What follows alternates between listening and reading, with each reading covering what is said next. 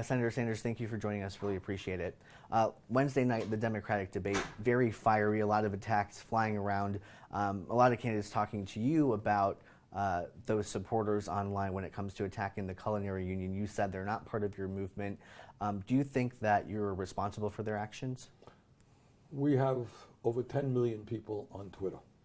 Other candidates have the same. Let me start off by saying, of course, I am repulsed by any kind of vulgar activity that attacks anybody, least of all a trade union, that I am strongly supportive of.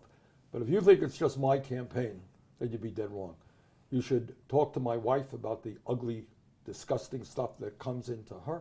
Talk to some of our African American women leaders in our campaign and talk about and see the racist and sexist stuff that is coming in. So you got a Wild West out there, and certainly we're going to do the best.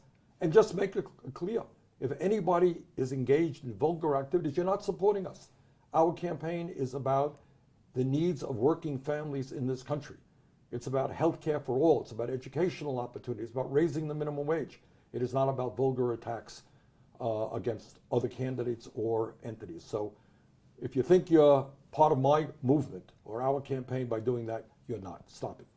And this all started after the culinary union released that pamphlet of theirs about health care. And I want to talk about kind of more local issues here. Recent polls here in Nevada show healthcare is the #1 issue for Nevadans. Yeah. So why is your Medicare for All plan a better option than the other candidates? Good.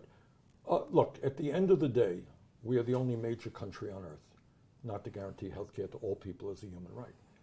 And at the end of the day, we are spending twice as much per capita as the people of Canada or most European countries.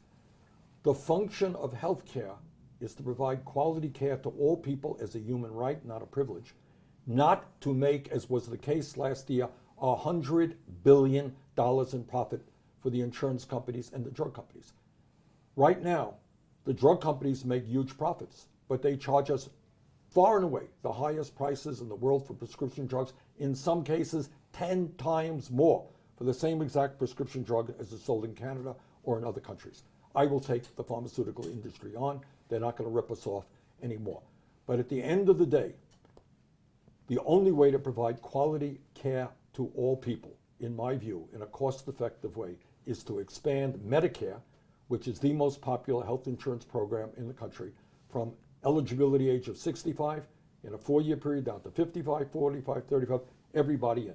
That's how you provide quality care to all. Speaking of those polls I mentioned, recent ones here have you as the front runner, leading by between 7 and 19 points.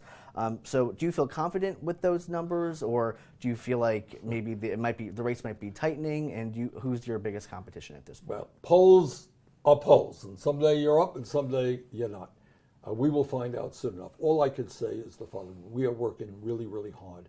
In Nevada, we have a great team of volunteers. We had a great staff. We're knocking on doors. We're making phone calls.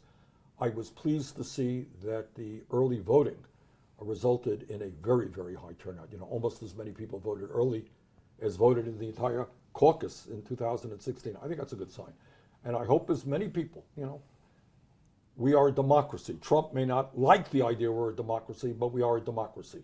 That means come on out, express your political views. Come on out on Saturday caucus. I hope you vote for me. If you're not, vote for somebody else.